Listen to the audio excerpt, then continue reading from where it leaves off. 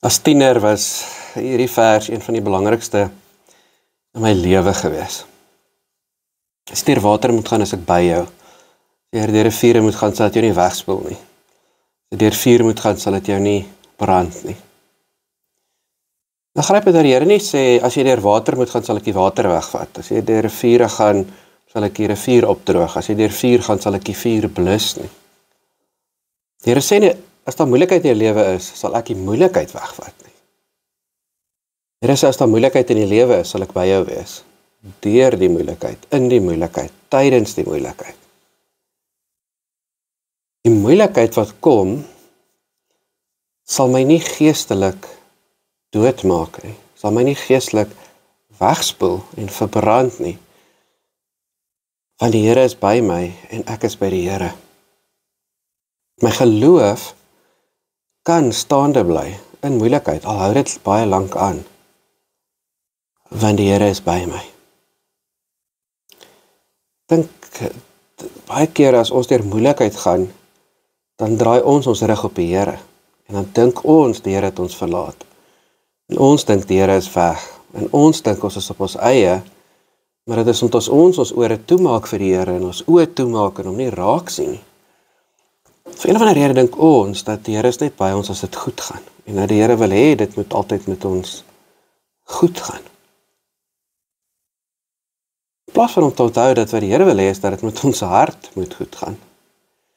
Dat dit met ons karakter moet goed gaan, sodat ons in die middel van moeilike tye vir ander kan wys wie God is. Dat ek baie keer deur riviere gaan, omdat daar ander mense in riviere is. En dat my riviertyd 'n goeie tyd kan wees. En dat ek baie keer deur vuur gaan, omdat dit vir my goed is. En sodat ek ander kan bemoedig, en sodat ek vir ander kan wys. Daarom kan vuurtye goeie tye wees. Want my geloof verbrand nie, want my verhouding met die Here verbrand nie, want God is by my. Veral in die moeilike tye.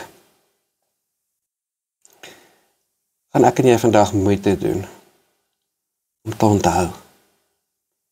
God is by my. Gaan ek en jy die regte frekwensie hoor en die regte prentjie sien en hoor en ervaar hoe dit die waarheid is. Here God, dankie dat U aan ons beloof dat U altyd by ons is.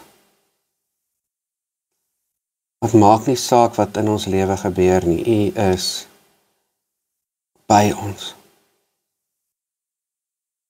Dankie dat ek kan weet, as ek deur 'n vuurtye gaan en dit voel of alles my gaan wegspoel, dit voel of ek alleen is, dat ek kan weet, U is by my. Dat in die vuurtye in my lewe, die swaar kry tye, die seer tye, kan weet, U is by my. Dankie dat U my hart vashou. Amen.